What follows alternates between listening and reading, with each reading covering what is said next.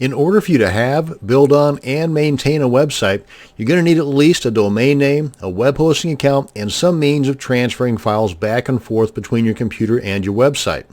Now, once you have purchased your domain name, purchased your web hosting service, and you've assigned the name service from your hosting service to your domain name, you're going to need to have login access to your server and FTP. When you purchase your web hosting service, you're sent some important information about your hosting account, and among this information is the login details for your FTP and server.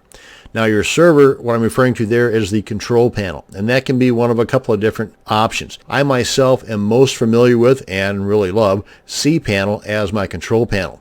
Another one is Plesk, and there's a few other ones out there that are a little less popular but still basically do the same thing, only do it differently. Now, when you connected your hosting service to your domain name, you use some info that your hosting service sent you when you first purchased their services. Now, more than likely in that same email should also be the login details for your FTP and control panel for your server. Now, this is what it might look like. And of course, if you cannot locate it, then simply contact your hosting company and have them send it to you again. Now, this is one that I received from D9. And it was a rather long email, and they had it sectioned off into several different segments. This is number 4. Now, D9 Hosting is a fantastic hosting service, but depending upon your hosting service, it may look a little bit different, and for that matter, they may send you different login type credentials. For example, on the host name for D9, this is the way it looks. It starts off with www, then the actual domain name .com. Sometimes, but not always, it might also begin with FTP, or for a secure login for FTP, it might even be SFTP, S as in Sam, FTP, not the www.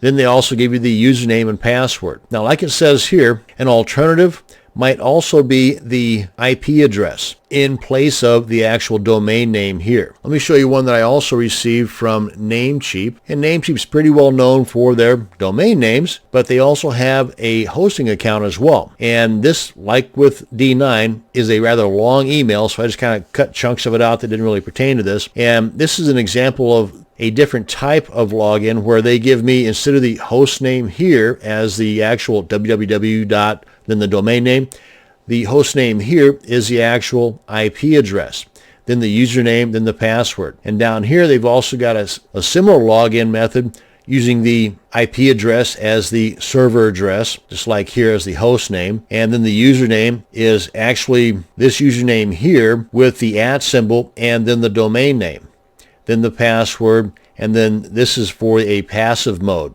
Now, if you wanted an active mode, and with Namecheap, it might require contacting them to have them set that for active. And this video is not about the difference between active and passive mode for FTP. This is just about getting your login information. So I might cover that in an upcoming video. Now, this should go without saying, but hey, I'm going to say it anyway. You should have some type of organization in place to help keep these important login details where you know where they're going to be. Whether it's something fancy like with a mind map or a spreadsheet type programs, or just some simple text document. Having this information organized and in a safe place will save you loads of time, and even more so as you gain more domains. So organize now, save time later. Thanks for watching, and you have a great day.